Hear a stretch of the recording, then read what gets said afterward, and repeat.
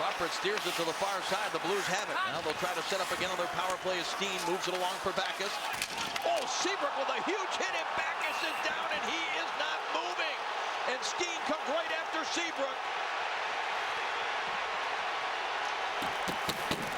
Now Backes is getting up, and he's going to try to come right back at the player that hit him. I don't think Backes realizes who hit him. And I don't know that he is that right now. Yeah, he just fell down again. He tried to get up out of pure instinct, I think. He's leaning against the boards right away.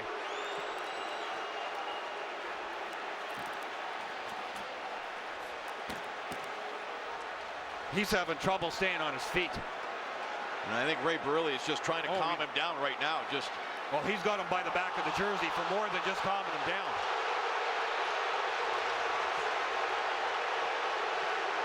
Well, the officials are having a discussion about this hit, and how this is called and what it is called is going to be huge for this game and potentially the series. No penalty called on the play. And Backes went down and was not moving at all. Just as he turned.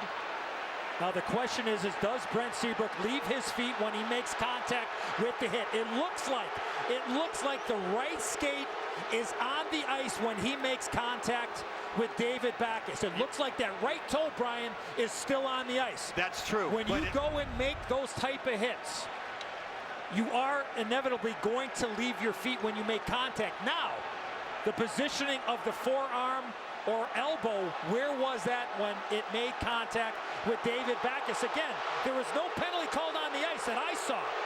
It's principal point of contact to the head. Yeah, and it looked like the shoulder to me may have been the first thing that made contact, but regardless of what part of the body of the hitter makes contact, Brian, you make a good point. Principal Seabrook's point. in trouble. He's in trouble here because it's principal point of contact, and he's on the way up. His feet may be on the ice right when he starts. It's principal point of contact. He's in trouble. Seabrook is being led out of the penalty box and to the dressing room. So that leads you to believe it's going to be a major penalty and a game misconduct for a very important player. And 5 minutes up on the board. And remember, there's still 46 seconds remaining in the Bollig minor penalty.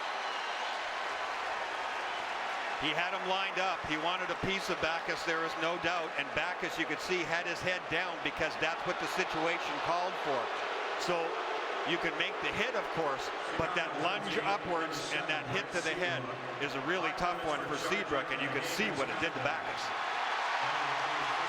You're right. This could be a very, very important part of the entire series. And on top of that, of course, the most important thing, the health of David Backes as he heads down to the dressing room, and we'll have to wait and see if he's able to return in this game. It's a 5-on-3 opportunity. The Backes is occupied by the other player, Keith, and now he turns just at the last second, and Seabrook is already into the hit.